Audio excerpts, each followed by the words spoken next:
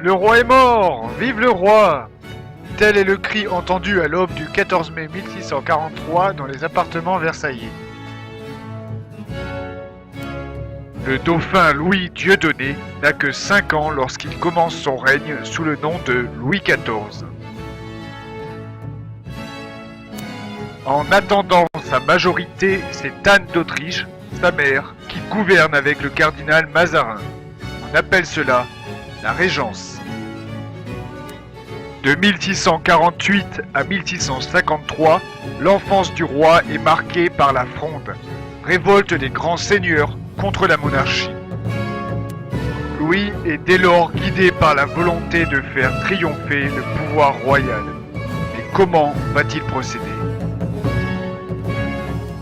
Il affirme la prédominance royale dans tous les domaines, politiques, religieux, militaires et artistiques. Par le sacre, il est roi de droit divin et représente Dieu sur terre.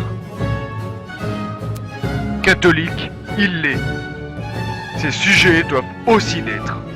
L'édit de Nantes étant révoqué en 1685, les protestants doivent se convertir ou partir.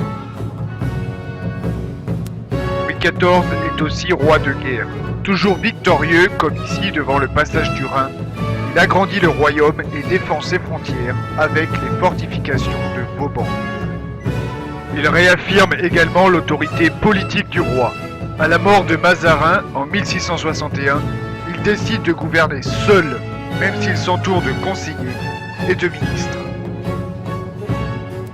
Enfin, le roi Soleil brille à travers les arts qu'il protège et encourage durant son règne.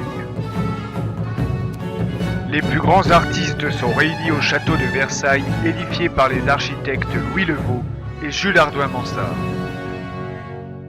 L'intérieur et notamment la galerie des glaces est décorée par le peintre Lebrun, et les jardins tracés au cordeau par Lenôtre démontrent que même la nature est soumise au roi.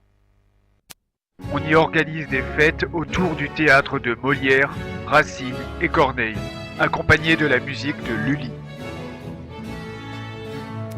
Enfin, pour contrôler les grands seigneurs, le roi ritualise sa journée, avec le lever, le souper et le coucher, durant lesquels il est entouré de courtisans. Pour conclure, Louis XIV porte à son apogée la monarchie absolue de droit divin. Il renforce l'autorité royale, mais cette ritualisation ne sera pas toujours bien vécue par ses successeurs.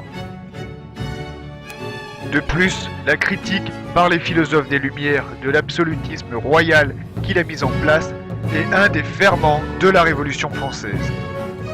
Les systèmes politiques changent, mais les monuments demeurent.